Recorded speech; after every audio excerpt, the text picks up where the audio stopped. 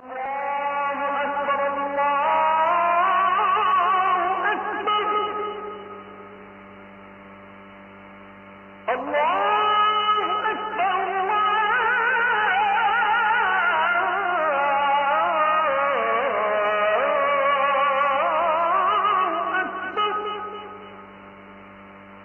আপনি কি বলবেন যে এই গুরুতর পাপগুলোর মধ্যে সবচাইতে মারাত্মক গুনাহ কোনটা?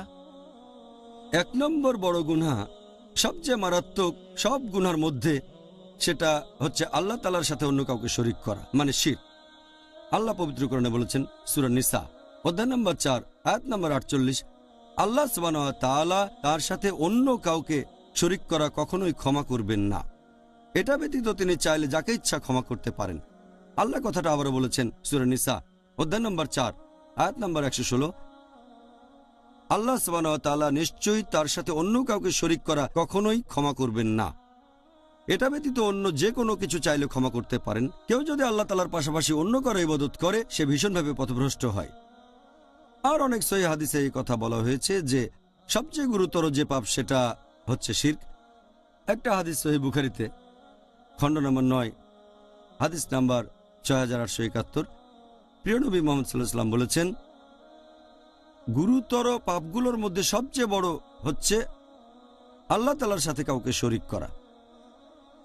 এ কথাটা আরো অনেক সহিহ হাদিসে উল্লেখ করা হয়েছে, যেমন সহিহ বুখারী খণ্ড নম্বর 3 হাদিস নাম্বার 2654।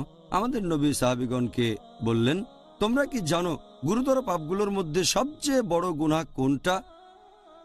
সাহাবীগণ উত্তরে বললেন যে আল্লাহ রাসূলই সবচেয়ে ভালো জানেন। আল্লাহ রাসূল বললেন যে আল্লাহর সাথে কাউকে শরীক করা সবচেয়ে বড় গুনাহ, আল্লাহ সুবহানাহু ওয়া তাআলা ব্যতীত অন্য কারো উপাসনা করা। পবিত্র কোরআনেও বেশ কিছু আয়াত আছে যেগুলো এই ধরনের কথা বলছে যে শিরক হচ্ছে খুবই মারাত্মক গুনাহ, এটা সবচেয়ে বড় গুনাহের একটা।